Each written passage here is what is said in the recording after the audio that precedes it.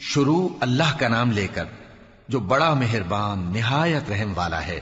الف لام میم۔ کیا لوگ یہ خیال کیے ہوئے ہیں کہ صرف یہ کہنے سے کہ ہم ایمان لے آئے چھوڑ دیے جائیں گے اور ان کی آزمائش نہیں کی جائے گی؟ اور جو لوگ ان سے پہلے ہو چکے ہیں ہم نے ان کو بھی آزمایا تھا اور ان کو بھی آزمائیں گے، سو اللہ ان کو ضرور معلوم کرے گا جو اپنے ایمان میں سچے ہیں اور ان کو بھی جو جھوٹے ہیں۔ کیا وہ لوگ جو برے کام کرتے ہیں یہ سمجھے ہوئے ہیں کہ یہ ہمارے قابو سے نکل جائیں گے؟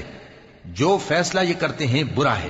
جو شخص اللہ کی ملاقات کی امید رکھتا ہو تو اللہ کا مقرر کیا ہوا وقت ضرور آنے والا ہے، اور وہ سننے والا ہے، جاننے والا ہے۔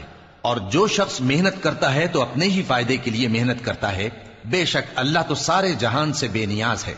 اور جو لوگ ایمان لائے اور نیک عمل کرتے رہے ہم ان کے گناہوں کو ان سے دور کر دیں گے اور ان کو ان کے اعمال کا بہت اچھا بدلہ دیں گے۔ اور ہم نے انسان کو اس کے ماں باپ کے ساتھ نیک سلوک کرنے کا حکم دیا ہے۔ اے مخاطب، اگر تیرے ماں باپ تجھے مجبور کریں کہ تو میرے ساتھ کسی کو شریک بنائے جس کی حقیقت کی تجھے واقفیت نہیں تو ان کا کہا نہ مانیو۔ تم سب کو میری طرف لوٹ کر آنا ہے، پھر جو کچھ تم کرتے تھے میں تم کو جتا دوں گا۔ اور جو لوگ ایمان لائے اور نیک عمل کرتے رہے ان کو ہم نیک لوگوں میں داخل کریں گے۔ اور بعض لوگ ایسے ہیں جو کہتے ہیں کہ ہم اللہ پر ایمان لائے، پھر جب ان کو اللہ کے راستے میں کوئی ایذا پہنچتی ہے تو لوگوں کے ایذا پہنچانے کو یوں سمجھتے ہیں جیسے اللہ کا عذاب۔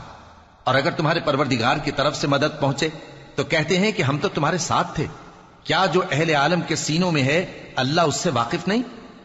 اور اللہ ان کو ضرور معلوم کرے گا جو سچے مومن ہیں، اور وہ منافقوں کو بھی معلوم کر کے رہے گا۔ اور جو کافر ہیں وہ مومنوں سے کہتے ہیں کہ ہمارے طریقے پر چلو اور ہم تمہارے گناہ اٹھا لیں گے، حالانکہ وہ ان کے گناہوں کا کچھ بھی بوجھ اٹھانے والے نہیں۔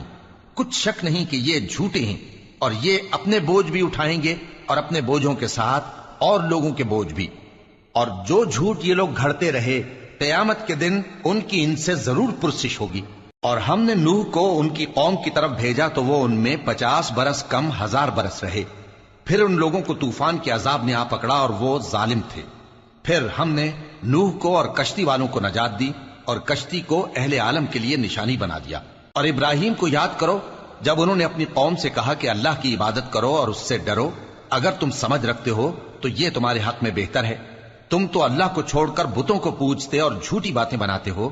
جن لوگوں کو تم اللہ کے سوا پوجتے ہو وہ تم کو رزق دینے کا اختیار نہیں رکھتے، بس اللہ ہی کے ہاں سے رزق طلب کرو اور اسی کی عبادت کرو اور اسی کا شکر کرو، اسی کی طرف تم لوٹ کر جاؤ گے۔